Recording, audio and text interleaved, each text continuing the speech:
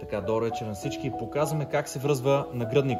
Ако играчът е сложил червената страна върху него да е отвън, вижте как добре е хванал. Всички хващате от страничната част да е по-удобно за хората, които връзват.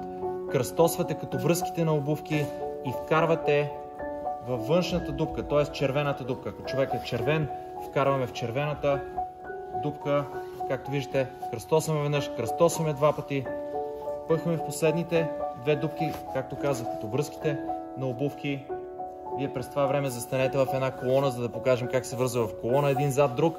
През това време ние се правиме финалното възълче, точно като възъл на обувки. В лонга казах колона там. Хоп, хоп, стягаме, играчът е готов, Дамян показва колоната, всички заставаме като колона. И така се връзвате един друг от тук нататък. Айде, лека вечер!